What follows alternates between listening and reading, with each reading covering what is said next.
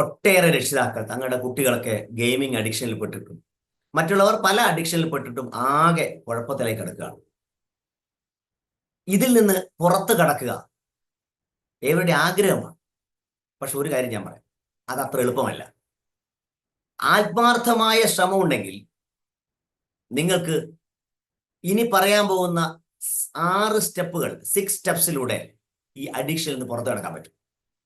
എത്ര പേർ റെഡിയാണ്? തൻ്റെ മക്കൾക്കായിരിക്കാം, അല്ലെങ്കിൽ അവനവന് തന്നെ ആയിരിക്കാം, ഈ അഡിക്ഷനിൽ നിന്ന് പുറത്തു കടക്കാൻ റെഡിയായവരെയാണ് നമുക്കിവിടെ ആവശ്യം.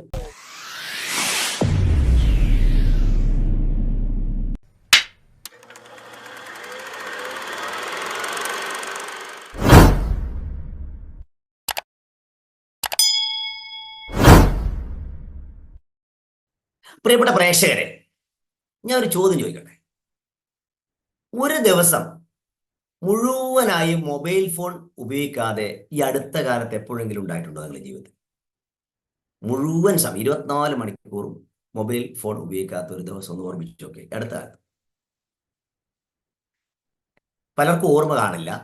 ഇനി ചിലവരിങ്ങനെ അവരുടെ മനസ്സിലൂടെ ഇങ്ങനെ കടന്നു പോകുന്ന കാര്യം എന്താണെന്ന് വെച്ചാൽ, മൊബൈൽ ഫോൺ തകരാറായിരുന്നു, അല്ലെങ്കിൽ അത് നഷ്ടപ്പെട്ടു. ഈ 2 സമയത്ത് ചിലപ്പോൾ അങ്ങനെ ഉണ്ടായിട്ടുണ്ടാവും. ഞാൻ പറഞ്ഞ ശരിയല്ലേ? ഇനി എൻ്റെ കാര്യം എടുക്കാം. എനിക്ക് അങ്ങനത്തെ ഒരു ദിവസം ഓർമ്മയേ ഇല്ല. ഈ അടുത്ത കാലത്തൊന്നും ഞാൻ മൊബൈൽ ഫോൺ ഉപയോഗിക്കാത്ത ഒരു ദിവസം എനിക്ക് ഓർമ്മ പോലുമില്ല. കാരണം നമ്മളിന്നൊരു പുതിയ ലോകത്താണ്. ഈ ഇൻഫർമേഷൻ നമുക്ക് വന്നുകൊണ്ടേയിരിക്കുന്നു. അത് നമ്മുടെ ബ്രെയിനിനെ സ്റ്റിമുലേറ്റ് ചെയ്യുന്നുകൊണ്ടിരിക്കുന്നു. അതിൻ്റെ പുതിയ വാക്കുണ്ടായിട്ടുണ്ട്, ഡിജിറ്റൽ ഓവർലോഡ്. ഈ ഡിജിറ്റൽ ഓവർലോഡ് നമ്മുടെ ബ്രെയിനിനെ എത്രത്തോളം വളരെ മോശമായിട്ട് അല്ലെങ്കിൽ ഗുരുതരമായി ബാധിക്കുന്നുണ്ടെന്ന് എത്ര പേർക്ക് അറിയാം? നമുക്കൊക്കെ അറിയുന്ന ഒരു കാര്യമുണ്ട്, ഈ ബ്രെയിൻ ഹാർഡ്വയർഡാണ്. ഏതിന്? ഇൻഫർമേഷൻ, അല്ലെങ്കിൽ റിവാർഡ് എന്നിവയ്ക്ക്. അതുകൊണ്ട് ഇന്ന് നമ്മൾ പഠിക്കാൻ പോകുന്നത് neuro science of digital addiction. Digital അഡിക്ഷന്റെ ന്യൂറോ സയൻസ്. അതിന് 3 മേഖലകളായിട്ടാണ് തിരിച്ചിരിക്കുന്നത്. ഒന്നാമത്തെ മേഖല എന്ന് പറയുന്നത് എൻലെസ് ഓഫ് ന്യൂസ് കൺസംഷൻ. ഇന്ന് നമ്മൾ ടെലിവിഷൻ തുറന്നാലോ അല്ലെങ്കിൽ മൊബൈൽ ഫോൺ ഓപ്പൺ ചെയ്താലോ ബ്രേക്കിംഗ് ന്യൂസ് വന്നുകൊണ്ടിരിക്കുകയാണ്. എൻലെസ് ഓഫ് ന്യൂസ് കൺസംഷൻ ആണ് നമുക്ക്. രണ്ടാമത്തെ കാര്യം ഗെയിമിംഗ്. അപ്പോൾ തന്നെ കുട്ടികളെ ഒരു ചിത്രം നമ്മുടെ മനസ്സിൽ വന്നിട്ടുണ്ടാവും, ഗെയിം കളിച്ചുകൊണ്ടിരിക്കുന്ന കുട്ടികൾ. മുതിർന്നവരുണ്ട് കേട്ടോ. മൂന്നാമത്തത് റീൽസ്, സ്റ്റോറീസ്, ഫീഡ്സ്, സ്റ്റാറ്റസ്. ഇപ്പോൾ ഓർമ്മയില്ലേ, ചിലർ രാവിലെ എഴുന്നേറ്റ് ഉടനെ തന്നെ സ്റ്റാറ്റസ് നോക്കിയിട്ട് അന്നത്തെ ദിവസം തുടങ്ങുന്നു. ഇത്തരത്തിലുള്ള എല്ലാ കാര്യങ്ങളും നമ്മളെ ബ്രെയിനിനെ വളരെ ഗുരുതരമായിട്ട് ബാധിക്കുന്നുണ്ട്. നമുക്ക് എങ്ങനെ ഇതിൽ നിന്ന് പുറത്തു കടക്കാം, അതിനെക്കുറിച്ചും, അതായത് നമ്മുടെ ഈ ഇത്തരത്തിലുള്ള അഡിക്ഷനിൽ നിന്നൊക്കെ എങ്ങനെ പുറത്തു കടക്കാം എന്നതിനെ കുറിച്ചുള്ള പ്രൂവൺ സ്ട്രാറ്റജീസ് ആണ് വളരെ വിശദമായി ഇന്ന് നമ്മൾ പഠിക്കാൻ പോകുന്നത്. കുറച്ച് മാസങ്ങൾക്ക് മുമ്പ് എൻ്റെ ജീവിതത്തിൽ ഉണ്ടായ ഒരു സംഭവത്തെക്കുറിച്ചാണ് ഞാൻ പറയാൻ പോകുന്നത്. ഞാൻ ഒരു ഹൈസ്കൂൾ അധ്യാപകനാണ്. അതോടൊപ്പം തന്നെ കുറേ വർഷമായി ഒരു സ്കൂളിൽ തന്നെ വർക്ക് ചെയ്തത്. അവിടുത്തെ സീനിയർ അധ്യാപകൻ കൂടിയാണ്. അപ്പോൾ നമ്മുടെ ഹെഡ് മിസ്ട്രസ് ഒരു 10 ദിവസം ലീവ് എടുക്കേണ്ടി വന്നു ഒരു വ്യക്തിപരമായ കാര്യത്തിൽ. അപ്പോൾ അതിൻ്റെ ഫുൾ ചാർജ് തരുന്നത് അവിടുത്തെ സീനിയർ അധ്യാപകനായിരുന്നു. അതിൻ്റെ ഒരു ചടങ്ങ് അങ്ങനെയാണ്. അങ്ങനെ എന്നെ ഫുൾ ചാർജിൽ അവിടെ എനിക്ക് തരുന്നു, ഫുൾ ചാർജ് തരുന്നു. അപ്പോൾ ഒരുപാട് ഉത്തരവാദിത്തമായി, ക്ലാസ് എടുക്കണം, അതോടൊപ്പം സ്കൂളിൻ്റെ കാര്യങ്ങളൊക്കെ നോക്കണം. അത് കുറച്ച് അത്ര എളുപ്പമില്ല പണിയല്ല. അതിന് ഞാൻ ഇങ്ങനെ ഒന്ന് ലെവലായി വരുന്ന സമയത്താണ് ഒരു വാർത്ത യൂട്യൂബിൽ അറിയുന്നത്. വാർത്ത മറ്റൊന്നുമല്ല, നമ്മുടെ യദുവിൻ്റെയും തിരുവനന്തപുരം മേയറിൻ്റെയും കഥയാണ്. അപ്പം ആദ്യം കേട്ടപ്പോൾ എനിക്ക് വലിയ താല്പര്യമൊന്നും ഉണ്ടായിരുന്നില്ല. മേയർ ചെയ്തല്ലേ ശരി എന്ന് ആദ്യം തോന്നി. പിന്നെ എനിക്ക് തോന്നി യദു ചെയ്താണ് ശരി. കാരണം യദുവോടൊരു ഒരു ആരാധന, എന്താ പറയുക, ഒരു സിമ്പതിയോ എമ്പതിയോ ഒക്കെ നമുക്ക് ഉണ്ടാവുമല്ലോ. അതിങ്ങനെ അറിയാൻ തുടങ്ങി. കുറച്ച് കഴിയുമ്പോൾ ഞാൻ സമയം കിട്ടുമ്പോഴൊക്കെ ഇന്റർവെൽ സമയത്തൊക്കെ ഉടനെ യൂട്യൂബിൽ നോക്കും, എന്തായി യദുവിൻ്റെ സ്ഥിതി നോക്കും. പിന്നെ ലഞ്ചിന് പോയി കഴിഞ്ഞാൽ കുറച്ച് ഭക്ഷണം വളരെ ഫാസ്റ്റ് തന്നെ കഴിച്ചിട്ട് ഉടനെ നമ്മൾ നോട്ടം മുഴുവൻ ഈ യൂട്യൂബിൽ എന്തായിരുന്നാണ്. അതിന് വേണ്ടി ഇങ്ങനെ നോക്കിക്കൊണ്ടിരിക്കും. നോക്കിക്കഴിഞ്ഞാൽ ഉടനെ സ്റ്റാഫോടുള്ള സംഭാഷണത്തിൽ അതിലേക്ക് വന്നു. അങ്ങനെ പൂർണ്ണമായി എൻ്റെ സമയം മുഴുവൻ ഈ യൂട്യൂബും ഈ ചർച്ചയിലും യദുവായി ചർച്ചയിലേക്ക് മുന്നോട്ട് പോകാം.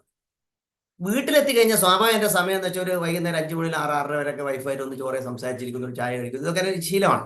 ഒരു ഫാമിലി ടൈം അന്നേരം കിട്ടുക. ആദ്യത്തെ ഒരു ദിവസം കുറച്ച് സംസാരിച്ചുകൊണ്ടേ ഞാൻ യദുവിൻ്റെ കാര്യത്തിലേക്ക് പോയി. രണ്ടാമത്തെ ദിവസം യദുവിൻ്റെ കാര്യത്തിൽ പോയപ്പോൾ ഭാര്യ പറഞ്ഞു, അങ്ങനെ നിങ്ങൾ യദുവിൻ്റെ കാര്യം പറഞ്ഞാൽ അത് എൻ്റെ കാര്യം വിട്ടേ, അവൾ പ്രശ്നത്തിലായി. അതിനിടയിൽ ഒരു ദിവസം രാവിലെ എനിക്കൊരു സ്വഭാവമുണ്ട്, ഇങ്ങനെ നടന്ന് കുറച്ച് പോകണം ബസ് സ്റ്റോപ്പിലേക്ക്. ആ സമയത്ത് ഈ മൊബൈലിൽ യദുവിൻ്റെ കാര്യം ഓണാക്കിയിട്ട് പിന്നെ കാണേണ്ട ആവശ്യമില്ല. ഇതിങ്ങനെ കേട്ടിട്ട് ഇങ്ങനെ പോകുന്ന സമയത്ത് ഒരു ഗട്ടറിൽ കാല് തട്ടി നഖവും അങ്ങോട്ട് പറഞ്ഞു പോയി. അതനുസരിച്ച് ഹോസ്പിറ്റലിൽ കൊണ്ടുപോയി. പിന്നീട് വേറെ കാര്യം എന്ന് വെച്ചാൽ ഒരു കുടുംബ വീട്ടിൽ പോയി, അവിടെ എന്തോ ഫംഗ്ഷന് പോയതാണ്. കുറച്ച് കഴിഞ്ഞ് ഉടനെ തന്നെ ചർച്ച യദുവിലെത്തി. എനിക്ക് ഒരു യദു ഇല്ലാണ്ട് പറ്റില്ല. യദുവിനെ കുറിച്ച് കുറേ പറയാൻ തുടങ്ങി. ഒരു ഷോപ്പിൽ പോയപ്പോൾ ഒരു പരിചിതനെ കണ്ടു, സംസാരിച്ച് 2 മിനിറ്റ് കഴിഞ്ഞിട്ട് ഉടനെ യദുവിലെത്തും. അങ്ങനെ യദുവിന്റെ കാര്യങ്ങൾ പറഞ്ഞ് അങ്ങനെ പോകാൻ തുടങ്ങി. സ്റ്റാഫ് റൂമിൽ എത്തുമ്പോൾ ഇതേപോലത്തെ കുറച്ച് ആൾക്കാർ, നമുക്ക് പറ്റിയ ആൾക്കാർ എപ്പോഴും വൈബ്രേഷൻ ഒരുപോലെ ചോദിക്കുമല്ലോ, അവരും ഇങ്ങനെ യദുവിന്റെ കാര്യം പറയാൻ തുടങ്ങി. Full time Yadu Yadu Yadu. പിന്നീട് കുറെ കഴിഞ്ഞപ്പോൾ ടീച്ചർ ജോയിൻ ചെയ്യാനായി, ഒരുപാട് പണി ബാക്കിയുണ്ട്, എൻ്റെ ഫോക്കസും ഇല്ല, അറ്റൻഷനും ഇല്ല, എനിക്ക് ആകെ ക്ഷമ പോലും ഇല്ല.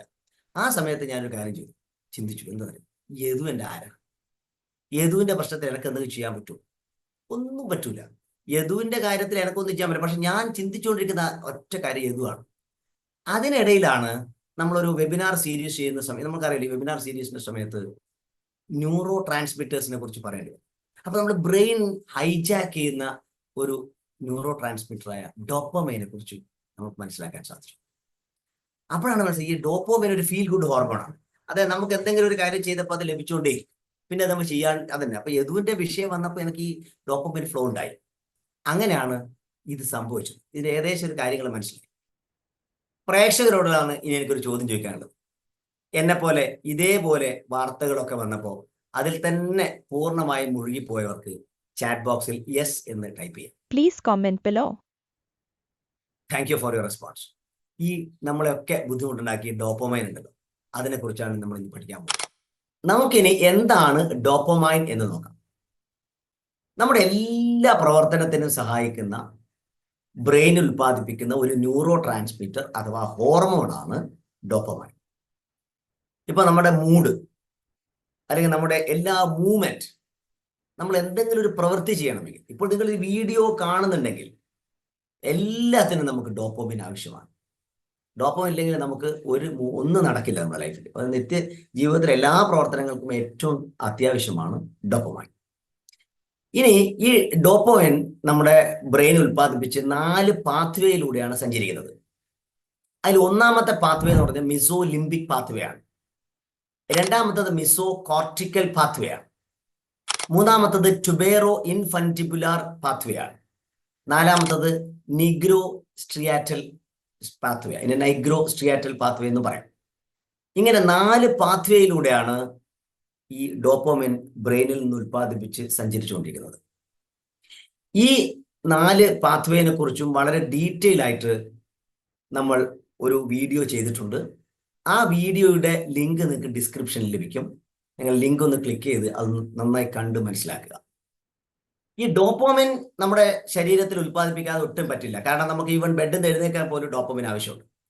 പല കാര്യങ്ങൾക്ക് ഡോപ്പമൈൻ ഇല്ലെങ്കിൽ ഒരു മൂവ്മെന്റ് ഒന്നും നടക്കില്ല എന്ന് ഞാൻ പറഞ്ഞു. പക്ഷേ ഇത് ഒരു നിയന്ത്രണത്തിനപ്പുറത്തേക്ക് പോകും, ഒരു ലിമിറ്റിനപ്പുറത്തേക്ക് പോകുമ്പോഴാണ് അത് അഡിക്ഷനായി മാറുന്നത്. അഡിക്ഷൻ 2 തരത്തിലുണ്ട്. ഒന്ന് സബ്സ്റ്റൻസ് അഡിക്ഷൻ, മറ്റൊന്ന് ബിഹേവിയറൽ അഡിക്ഷൻ. സബ്സ്റ്റൻസ് അഡിക്ഷൻ എന്ന് പറഞ്ഞാൽ നമുക്കറിയാം, ഡ്രഗ്സ്, ഇപ്പൊ MDMA, കഞ്ചാവ്, കൊക്കൈൻ, ഇങ്ങനെയൊക്കെയുള്ള പുതിയ പുതിയ സംഭവങ്ങൾ വന്നുകൊണ്ടിരിക്കുന്നുണ്ടല്ലോ. അതിൽ MDMA വളരെ കൂടുതലാണ്. അത് ഡ്രഗ്സിന്റെ അഡിക്ഷനാണ്. മറ്റൊന്ന് ആൽക്കഹോൾ, ലിക്കർ, അതില്ലാതെ ജീവിക്കാൻ പറ്റില്ല പലരും, അതൊരു അഡിക്ഷനാണ്. ഈ ആൽക്കഹോൾ പോലെ തന്നെ നമുക്ക് ഏറ്റവും പ്രശ്നമുണ്ടാക്കുന്ന മറ്റ് ഒരു അഡിക്ഷനാണ് സിഗരറ്റ്. ഈ സിഗരറ്റ് ഒരു അഡിക്ഷനാണ്. ഇതൊക്കെ സബ്സ്റ്റൻസ് അഡിക്ഷനിൽ വന്നു. ഇനി ബിഹേവിയറൽ അഡിക്ഷനിൽ പോകുമ്പോൾ ഏറ്റവും കൂടുതലുള്ളത് ഗെയിമിംഗ് ആണ്. അത് പലതരത്തിലുള്ള ഗെയിമിംഗ് ഉണ്ടല്ലോ. അതിപ്പോൾ കുട്ടികൾ മാത്രമൊന്നുമല്ല, മുതിർന്നവരൊക്കെ ഗെയിമിംഗ് അഡിക്ഷനിൽ ഉണ്ടാവും. ഇപ്പോൾ നിങ്ങൾക്ക് ട്രെയിനിലൊക്കെ യാത്ര ചെയ്യുമ്പോൾ മനസ്സിലാവും, പലരും ഈ ഗെയിം ചെയ്തു, ഗെയിമിങ്ങിൽ ഇങ്ങനെ ചെയ്തു, ഗെയിമിംഗ് തന്നെ അവരെ അതിലൊരു അഡിക്ഷനായിട്ട് അതിൽ നിന്ന് പുറത്തു കിടക്കുന്നത്. മറ്റത് പർച്ചേസാണ്. പർച്ചേസ് എന്ന് പറഞ്ഞാൽ നമുക്ക് ഓൺലൈൻ പർച്ചേസ്, ഇപ്പോൾ ആമസോൺ, ഫ്ലിപ്കാർട്ട്, മീഷോ, അതിലൊക്കെയുള്ള പർച്ചേസ്, എന്തെങ്കിലും വാങ്ങിച്ചുകൊണ്ടേയിരിക്കണം, അതൊരു അഡിക്ഷനാണ്. അല്ലെങ്കിൽ ഷോപ്പിൽ പോയിട്ട് പർച്ചേസ് ചെയ്തുകൊണ്ടിരിക്കുക, അതൊരു അഡിക്ഷനാണ്. ഇനി മറ്റൊന്ന് ഈ പോൺ സൈറ്റുകൾ, അതിലേക്കുള്ള അഡിക്ഷനുണ്ട്. സെക്സിൽ അഡിക്ഷനുണ്ട്. ഇനി ഏറ്റവും പ്രധാനപ്പെട്ട കാര്യം ഇന്നത്തെ സോഷ്യൽ മീഡിയ അഡിക്ഷൻ. നമ്മൾ അതാണ് പഠിക്കാനും പോകുന്നത്. അവിടെ ന്യൂസ്, ഇപ്പൊ എന്നെയൊക്കെ ബുദ്ധിമുട്ടാക്കിയ ന്യൂസ് അഡിക്ഷൻ. ഇങ്ങനെ പലതരത്തിലുള്ള അഡിക്ഷൻ ഉണ്ട് എന്ന് മനസ്സിലായി. ഒന്ന് സബ്സ്റ്റൻസ് അഡിക്ഷൻ, ഒന്ന് ബിഹേവിയർ അഡിക്ഷൻ. ഇനി ഇവിടെ 2 ഗ്രാഫുകൾ കൊടുത്തിട്ടുണ്ട്, എല്ലാവരും ഒന്ന് ശ്രദ്ധിക്കും. അതിൽ ആദ്യത്തെ ഗ്രാഫിൽ കാണിക്കുന്നത് എന്താ, ഒരു ബേസ് ലൈൻ.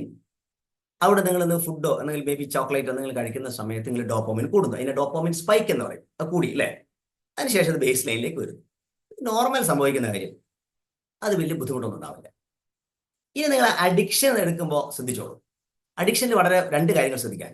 അഡിക്ഷന്റെ അവസ്ഥയിലെത്തുന്ന സമയത്ത് ഇപ്പോൾ നമ്മൾ ഒരു ഗ്രൗണ്ട് ലെവലിൽ നിന്ന് ഒരു സ്വിമ്മിംഗ് പൂളിലേക്ക് ജമ്പ് ചെയ്യുന്നു. അപ്പോൾ എന്താവും, ആ ഒരു ലെവലിൽ നിന്ന് കുറച്ച് താഴത്തേക്ക് മാത്രമേ നമ്മൾ പോകേണ്ടുള്ളൂ. പക്ഷെ നിങ്ങൾ ഒരു വലിയ ഹൈറ്റിൽ നിന്നാണ് ജമ്പ് ചെയ്യുന്നുണ്ടെങ്കിലോ, നിങ്ങൾ വളരെ താഴത്തോട്ട് പോകും.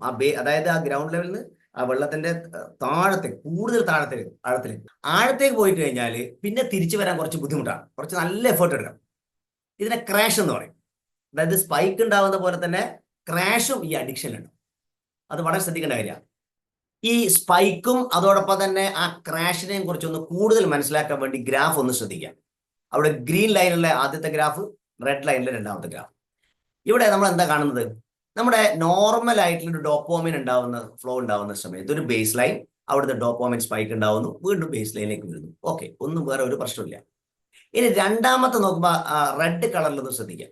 അവിടെ ബേസ് ലൈൻ കുറച്ചും കൂടെ ഷിഫ്റ്റ് ചെയ്ത് ഉയരത്തിലേക്ക് പോയി, എന്താണ്, കൂടുതൽ പ്രഷറിലേക്ക് പോയി. വീണ്ടും അവിടെ സ്പൈക്ക് ഉണ്ടാവുന്നു. പിന്നെ നോക്കുക ക്രാഷ്, അത് വളരെ ആഴത്തിലേക്കാണ് പോയത്, താഴത്തേക്കാണ് പോയിരിക്കുന്നത്. ഇവിടെ നമ്മൾ നേരത്തെ ഒരു ഉദാഹരണം പറഞ്ഞില്ലേ, ഒരു സ്വിമ്മിംഗ് പൂളിന്റെ കാര്യം. ആ സ്വിമ്മിംഗ് പൂളിന്റെ നോർമൽ ലെവലിൽ നിന്ന് ജമ്പ് ചെയ്യുന്നതും ഒരു ഹൈറ്റിൽ നിന്ന് ജമ്പ് ചെയ്യുന്ന തമ്മിലുള്ള വ്യത്യാസം ഞാൻ സൂചിപ്പിച്ചിട്ടുണ്ട്. ആ ഹൈറ്റിൽ നിന്ന് വരുമ്പോൾ അത് കൂടുതൽ ആഴത്തിലേക്ക് പോകും. അതാണ് അവിടെ കാണുന്ന ക്രാഷ് എന്ന് പറയുന്നത്. അപ്പം ഒരു നോർമൽ ലെവലിൽ നിന്ന് അത് നമുക്കൊരു സ്പൈക്കിലേക്ക് വന്ന് ക്രാഷ്, അതായത് ഡിപ്പിലേക്ക് പോകുന്നതും കൂടെ നമ്മൾ ശ്രദ്ധിക്കും. ഇത് നമ്മുടെ നേരത്തെ എൻ്റെ ഒരു ഉദാഹരണമല്ലോ, ഞാൻ നേരത്തെ യദുവിന്റെ കാര്യം പറഞ്ഞല്ലോ. ഈ യദുവിന്റെ വാർത്തകൾ കേൾക്കാനുള്ള അല്ലെങ്കിൽ അതിനെക്കുറിച്ച് മനസ്സിലാക്കാനുള്ള ഒരു ക്രേവിംഗ് എനിക്ക് ഉണ്ടാവാൻ കാരണം ഈ ക്രാഷിൽ നിന്ന് ബേസ് ലൈനിൽ എത്താനുള്ള ഒരു ശ്രമമാണ്. ഇത് തന്നെയാണ് സ്വാഭാവികമായിട്ടുള്ള ഗെയിമിങ്ങിലും അല്ലെങ്കിൽ സോഷ്യൽ മീഡിയ അഡിക്ഷനിലും ഒക്കെ സംഭവിക്കുന്നത്.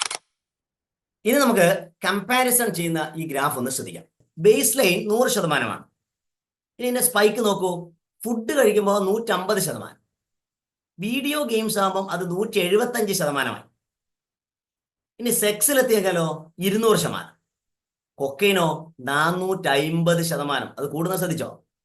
ഇനി ആംഫിറ്റമൈൻ എന്ന് പറയുന്ന ഒരു അത് 1000% വരും. ഇനി ഇന്ന് MDMA പ്രധാനപ്പെട്ട ഘടകമായ ഒന്നാണ് മെത്താംഫെറ്റമൈൻ. അത് 1300% ഈ സ്പൈക്ക് ഉണ്ടാക്കുന്നത്, ഡോപ്പമൈൻ സ്പൈക്ക് ഉണ്ട്. അതുകൊണ്ടാണ് ഏറ്റവും കൂടുതൽ ആൾക്കാർ MDMA ഒക്കെ ഉപയോഗിക്കാൻ കാരണം. ഈ ഗ്രാഫ് ശ്രദ്ധിച്ചാൽ മനസ്സിലാവും അഡിക്ഷൻ എത്ര ഭീകരമാണെന്നുള്ള കാര്യം. ഇവിടെ ശ്രദ്ധിക്കേണ്ട പ്രധാനപ്പെട്ട കാര്യം, ഈ ഗ്രാഫിൽ മനസ്സിലാവും, നമ്മൾ സ്പൈക്ക് ഉണ്ടാവുന്ന പോലെ തന്നെ ക്രാഷും ഉണ്ടാവും. ഇപ്പൊ 150% സ്പൈക്ക് ഉണ്ടെങ്കിൽ 150% ക്രാഷും ഉണ്ടാവും. അങ്ങനെ വരുമ്പോൾ നമ്മൾ എത്ര ബുദ്ധിമുട്ടണം ആ ബേസിൽ എത്താൻ. അതിന്റെ ഗൗരവം മനസ്സിലാക്കാനാണ് അതുകൂടി ഞാൻ പറഞ്ഞത്. നമ്മളിൽ മനസ്സിലാക്കാൻ പോകുന്നത് ബേസ് ലൈൻ ഡോപ്പോമിൻ ലെവൽസിനെ കുറിച്ചിട്ടാണ്.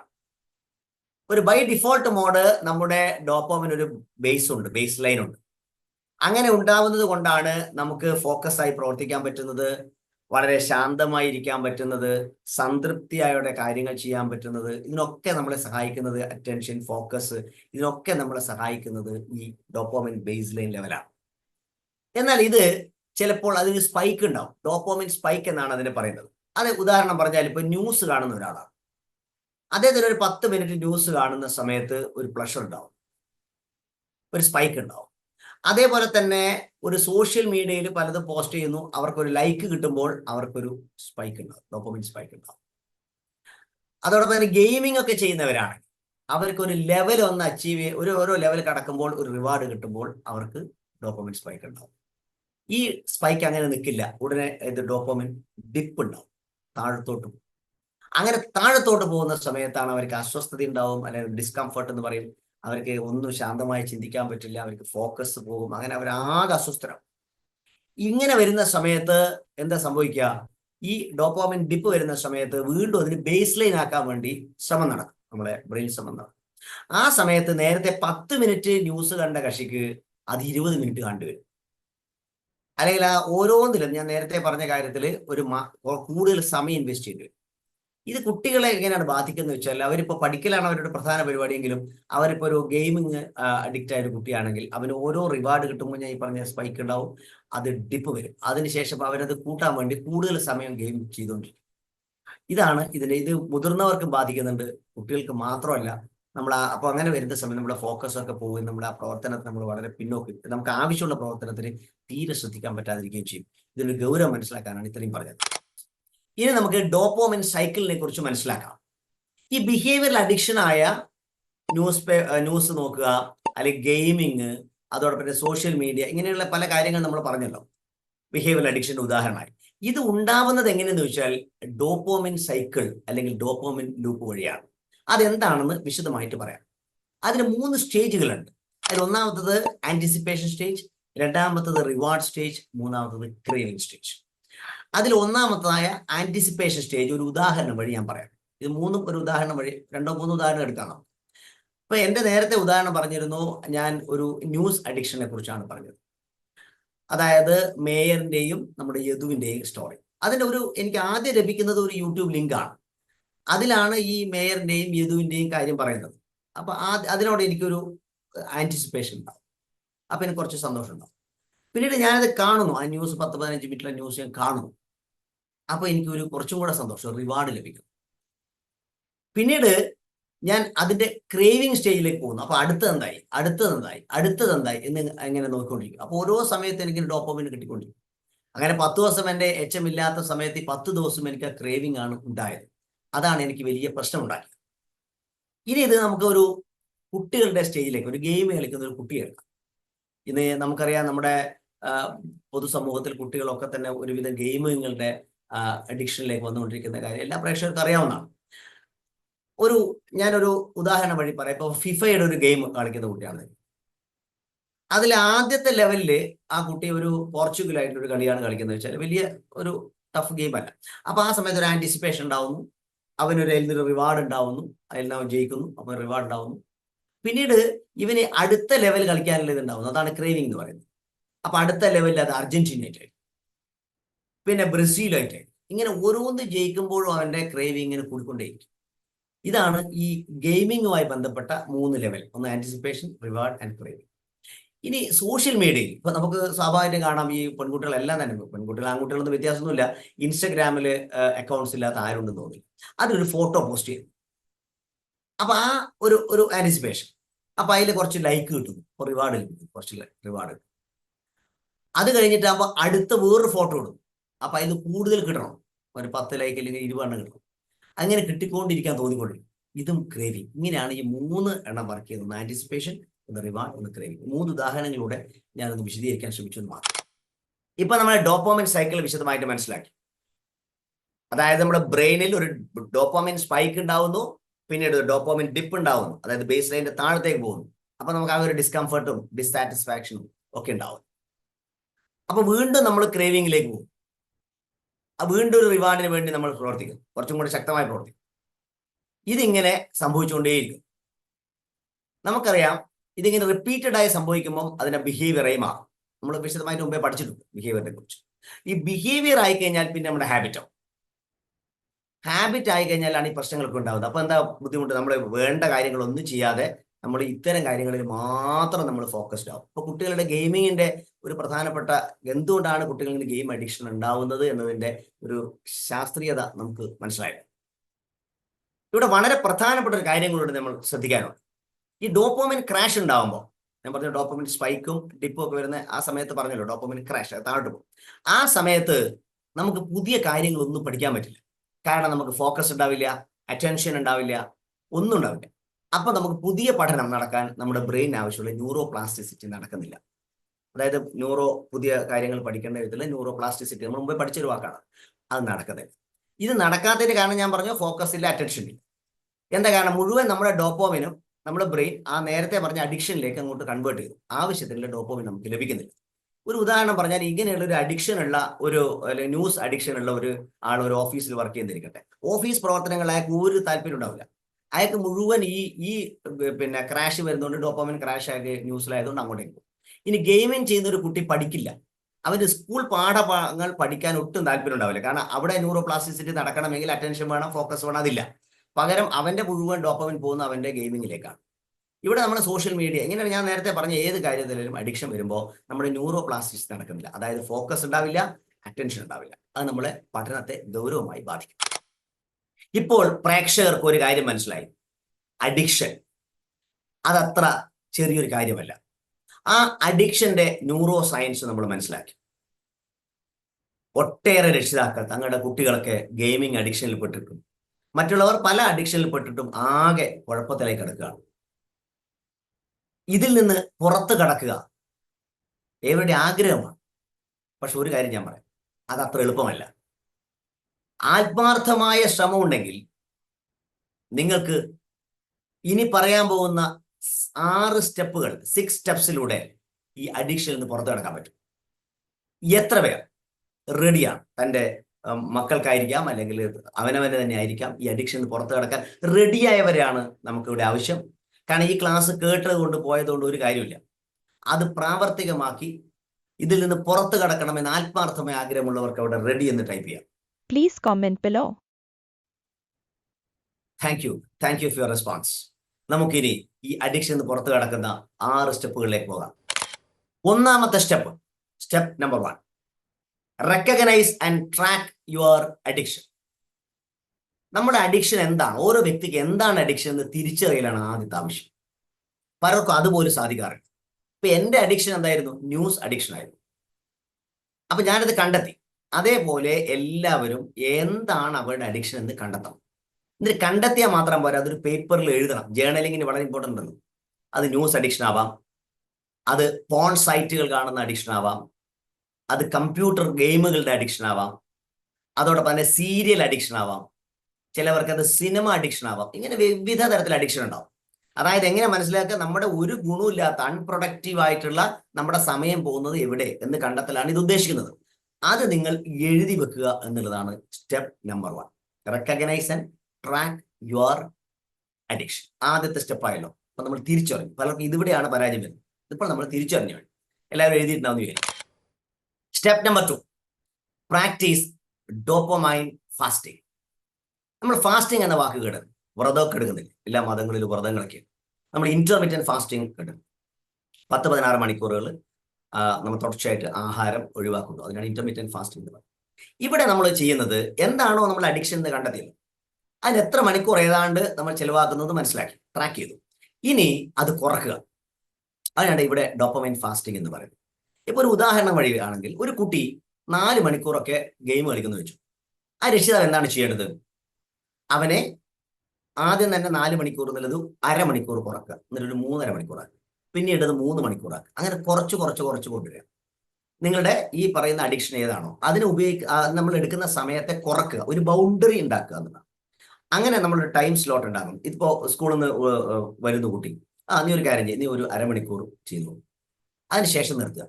ഇല്ലെങ്കിൽ അവൻ 2 മണിക്കൂറൊക്കെ പോകുന്ന ആളായിരിക്കും. അതിങ്ങനെ കുറച്ച് കൊണ്ടുവന്നിട്ട് മാത്രമേ നമുക്ക് ഇല്ലാതാക്കാൻ പറ്റൂ. വളരെ ശ്രദ്ധിക്കേണ്ട രണ്ടാമത്തെ സ്റ്റെപ്പാണ് പ്രാക്ടീസ് ഡോപ്പമൈൻ ഫാസ്റ്റ്. ഇനി മൂന്നാമത്തെ സ്റ്റെപ്പ് നമ്പർ 3, റിമൂവ് ട്രിഗേഴ്സ്. നമ്മൾ 5 ഇന്ദ്രിയങ്ങൾ വഴിയാണല്ലോ ഇൻഫർമേഷൻ നമ്മൾ ബ്രെയിനിൽ എത്തുന്നത്. കണ്ണ്, മൂക്ക്, നാക്ക്, ത്വക്ക്, ചെവി. ഇതിൽ കണ്ണ് വളരെ പ്രധാനമാണ്. നമ്മൾ കൺമുന്നിൽ വരുന്നാൽ മാത്രമേ നമുക്ക് കൂടുതൽ ഇൻഫർമേഷൻ എത്തൂ. അതുകൊണ്ട് തന്നെ ഈ നമ്മുടെ ഏത് അഡിക്ഷൻ ആണോ, ഇപ്പൊ മൊബൈൽ അഡിക്ഷൻ്റെ ഒരാളാണെങ്കിൽ മൊബൈൽ ഫോൺ കണ്ണിന് മുമ്പിൽ വരാൻ പാടില്ല. ഇപ്പൊ ഫേസ്ബുക്ക് അഡിക്ഷൻ ആണെങ്കിൽ ഫേസ്ബുക്ക് അൺഇൻസ്റ്റാൾ ചെയ്യുക, അല്ലെങ്കിൽ അത് ഹൈഡ് ചെയ്യുക. വാട്സപ്പ് നമുക്ക് അതാണ് പ്രശ്നങ്ങൾ, ആ നോട്ടിഫിക്കേഷൻ ഒന്ന് സൈലന്റ് ആക്കുക. ഇങ്ങനെ ആ ഏത് അഡിക്ഷനാണ് ഉള്ളത് അതിൽ നിന്ന് മാറി നിൽക്കാനുള്ള ഒരു ശ്രമം ഉണ്ടാവും. അതാണ് റിമൂവ് ട്രിഗേഴ്സ് എന്ന് പറയുന്നത്. ഇപ്പൊ ഒരു കുട്ടി ഉദാഹരണത്തിന് പഠിക്കുന്ന മുറിയിൽ, ആ മൊബൈൽ അഡിക്ഷനിലെ കുട്ടിയാണെന്ന് വെച്ചു, പഠിക്കുന്ന മുറിയിൽ പഠിക്കുന്ന ടേബിളിന്റെ അരികിലൊന്നും തന്നെ ഈ മൊബൈൽ ഫോൺ ഉണ്ടാവാൻ പാടില്ല. അത് നമുക്കത് കാണാനുള്ള ഒരു അവസരം ഒഴിവാക്കുക. ഇതാണ് ഉദ്ദേശിക്കുന്നത് റിമൂവ് ട്രിഗേഴ്സ്. സ്റ്റെപ്പ് നമ്പർ 4, നാലാമത്തെ സ്റ്റെപ്പ്, റീപ്ലേസ് അഡിക്റ്റീവ് ബിഹേവിയേഴ്സ് വിത്ത് ഹെൽത്തി ആക്ടിവിറ്റീസ്. നമുക്ക് അഡിക്ഷൻ ഉള്ള കാര്യങ്ങളുണ്ട്, മിക്കവാറും ഡിജിറ്റൽ റിവാർഡിന് വേണ്ടിയിട്ടായിരിക്കും. ഈ എന്തെങ്കിലും അംഗീകാരം കിട്ടാനില്ല, ഈ ഡിജിറ്റൽ റിവാർഡ്, ഞാൻ നേരത്തെ പറഞ്ഞു തമ്പ് കിട്ടുമ്പോൾ നമുക്ക് വലിയ സന്തോഷം ഉണ്ടാകും. അതിന് പകരം നാച്ചുറൽ റിവാർഡിലേക്ക് മാറുക. യഥാർത്ഥത്തിലുള്ളത് ജീവിതത്തിന്റെ യാഥാർത്ഥ്യത്തിലേക്ക് കടക്കുക. അതിനൊരു ഉദാഹരണം പറയാം, എക്സസൈസ് ചെയ്യുന്നു. നിങ്ങൾക്ക് വലിയ സന്തോഷം കിട്ടും. എക്സസൈസിലേക്ക് മാറുക. പിന്നെ ഞാൻ പറഞ്ഞ ക്രിയേറ്റീവ് വർക്ക്സ് പറഞ്ഞാൽ പെയിന്റിങ് ആവാം, ഇനി നല്ല പാചകം ഇഷ്ടപ്പെടുന്നത് കുക്കിംഗ് ആവാം. അതോടൊപ്പം തന്നെ ഒന്ന് ഗാർഡനിങ്, പൂന്തോട്ടം ഉണ്ടാക്കാം, അല്ലെങ്കിൽ ഒന്ന് പ്രകൃതിയിലേക്ക് നടക്കാം, നാച്ചുറൽ വാക്ക്. കുറച്ച് കൂട്ടുകാരുടെ അല്ലെങ്കിൽ വേണ്ടപ്പെട്ട ആൾക്കാരുടെ ഒന്നിച്ചിരുന്ന് കുറെ സംസാരിക്കാം. അതോടൊപ്പം തന്നെ നമുക്ക് റീഡിങ്, പുസ്തകങ്ങൾ വായിക്കാം. ഏത് മേഖലയിൽ പോകുമ്പോൾ എന്താ സംഭവം? ഇത്തരത്തിലുള്ള ഹെൽത്തി ആക്ടിവിറ്റീസിലേക്ക് വരുമ്പോൾ ഉണ്ടാകുന്ന ഏറ്റവും വലിയ നേട്ടം എന്നറിയാം. ഒന്ന്, നമ്മുടെ ഫോക്കസ് കൂടുന്നു, സ്ട്രെസ് കുറയുന്നു. സ്ട്രെസ് കുറഞ്ഞും ഫോക്കസ് കൂടുകയും ചെയ്യുമ്പോൾ ഞാൻ നേരത്തെ പറഞ്ഞ ഡോപ്പോമിൻ ഡിപ്പ് ഉണ്ടല്ലോ, ക്രാഷ് എന്ന്, ആ ബേസ് ലൈനിലേക്ക് അത് വളരെ വേഗത്തിലെത്തും. എന്ന് പറഞ്ഞാൽ നമ്മൾ വളരെ പെട്ടെന്ന് തന്നെ ഈ അഡിക്ഷനിൽ നിന്ന് മാറി നിൽക്കും. അഡിക്ഷൻ നമുക്ക് ഇല്ലാതാവും. ഇനി 5ാമത്തെ സ്റ്റെപ്പ് എന്ന് പറയുന്നത് മാനേജ് ഇമോഷൻസ് എന്നാണ്. നമ്മുടെ വികാരങ്ങൾ ഒന്ന് മാനേജ് ചെയ്യാം. ഇപ്പൊ നമുക്ക് എന്തുകൊണ്ടാണ് അഡിക്ഷനിൽ പോകുന്നത്? ചില വികാരങ്ങൾ, എക്സാമ്പിൾ ബോർഡം എന്ന് പറയും, ലോൺലിനെസ്, ഏകാന്തത, സ്ട്രെസ്, ആങ്സൈറ്റി, ഇതൊക്കെ ഉണ്ടാകുമ്പോഴാണ് നമ്മൾ ഒരു അഡിക്ഷനിലേക്ക് എത്തിച്ചേരുന്നത്. അപ്പൊ ഇതിനെ ഒന്ന് ജേണൽ ചെയ്യുക, എന്തൊക്കെയാണെന്ന് മനസ്സിലാക്കുക. എന്നിട്ട് അതിനെ നമുക്ക് മാറ്റിയെടുക്കാൻ പറ്റും. അതിന് പറയുന്ന ഒരു പേരുണ്ട്, കോഗ്നിറ്റീവ് റീഫ്രെയിമിംഗ് എന്ന് പറയും. അതായത് നെഗറ്റീവ് ആയിട്ടുള്ള തോട്ട്സ് വരുന്നുണ്ടെങ്കിൽ അത് നമുക്ക് ചാലഞ്ച് ചെയ്തുകൊണ്ട് പോസിറ്റീവ് തോട്ട്സിനെ കൊണ്ട് നിറക്കുക. അതൊരു പ്രോസസ്സ്, കുറച്ച് സമയം എടുക്കും, അതിനുവേണ്ടി പ്രാക്ടീസ് ചെയ്യണം. അപ്പോൾ ഈ കോഗ്നിറ്റീവ് റീഫ്രെയിമിങ്ങിലൂടെ നമുക്ക് എന്ത് ചെയ്യാൻ പറ്റും? ഇമോഷൻസിനെ മാനേജ് ചെയ്യാൻ പറ്റും. അപ്പൊ നമ്മൾ അഡിക്ഷനിലേക്ക് എത്താതെ രക്ഷപ്പെടും. ഇനി 6ാമത്തെ step, reflect, adjust and maintain balance.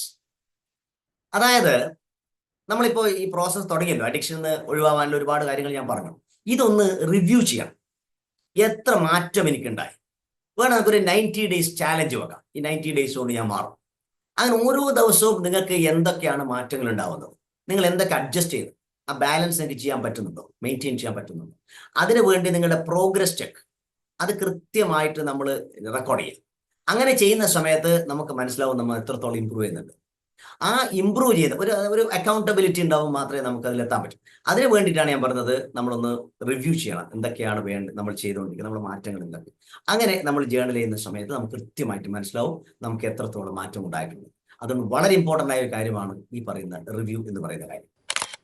ഇങ്ങനെ 6 സ്റ്റെപ്പുകളാണ് അഡിക്ഷനിൽ നിന്ന് പൂർണ്ണമായും നമുക്ക് പുറത്തു കടക്കാനുള്ള പ്രൂവൺ മെത്തേഡ്സ്. പ്രിയപ്പെട്ട പ്രേക്ഷകരെ, നമ്മൾ എന്തൊക്കെയാണ് ഇന്ന് പഠിച്ചു നോക്കാം. ഒരു റിവ്യൂ. നമ്മൾ ഡോപാമിനെ കുറിച്ച് മനസ്സിലാക്കി, ഡോപാമിൻ സ്പൈക്ക്, ഡോപാമിൻ ഡിപ്പ് അല്ലെങ്കിൽ ഡോപാമിൻ സൈക്കിൾ എന്താണെന്ന് മനസ്സിലാക്കി. അതോടൊപ്പം അഡിക്ഷന്റെ ന്യൂറോ സയൻസ് മനസ്സിലാക്കി.